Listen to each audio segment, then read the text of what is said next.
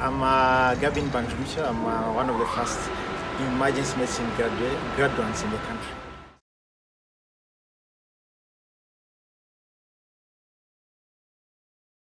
Before the emergency medicine thing, we used to have ED being run by GPs. GPs for us is not family medicine based. It's just people who have graduated from medical school and they immediately go to maybe do 1 year of internship and then they immediately go to work. So they were staffing that department, and we had the small department over there that was a 20 bed capacity, but no vents, very limited source of monitoring, very limited source. The ED used to be like a ward, just like another ward.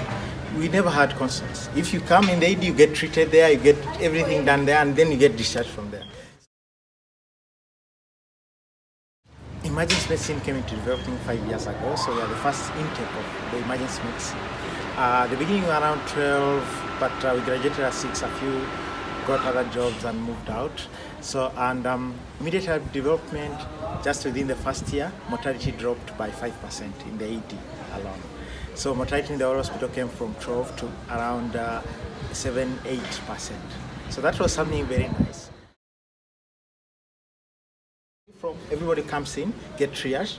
There's a triage desk, there's 2 nurses 24/7 doing the triage. That's something good. This station is very nice. I think the research you get here, the kind of training and exposure you get here, you rarely would get it somewhere else. And we have been trying to get American and UK doctors and Canadian doctors coming to train us here. And they have been really very good and helpful, and we are doing some good job in this station. Now, before we never used to do a review of every chart of everyone who dies. Now we have time to do, for everyone who comes here, we have to analyze through some kind of fishbone analysis on what happened to this patient. Is it physician error, resource error, nursing error, system error on that, and then see what can we improve. So we are doing it on everyone. And then we are going to correct data over time. Maybe our doctors are not good, so we have to do more training. Or maybe we don't have this kind of resource, we have to get better at this. Or maybe it's our nursing, or maybe it's system issues. Maybe someone is transferring patients who are not well resuscitated. Most of the trauma here, 70% is motorcycle based, because that's a major means of transport around here. So, but what is significant is around 50% of those, they have head injury. And we have mandatory rules that everybody has to put on a helmet. And when you look around, almost 99% of people are putting on a helmet, if not almost 100%. But how do they get the head injury? So we looked at that. One study is every motorcycle has only one helmet that can be used on multiple people, depending on it doesn't change with the head or setting. So that can be a contributing factor, that the helmets maybe are not fit.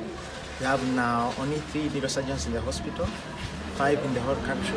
So that's something significant.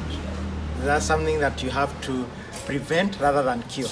So prevention is always better than cure, but that's something that you have really to be aggressive on prevention.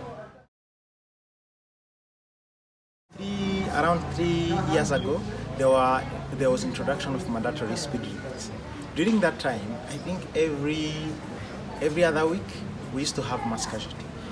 Bus roll over, bus colliding with each other, because you see Rwanda is hilly, it's going around up and down, someone can easily roll over and do that. So you used to have very huge mass casualties. 20 patients, 30 patients, almost every time.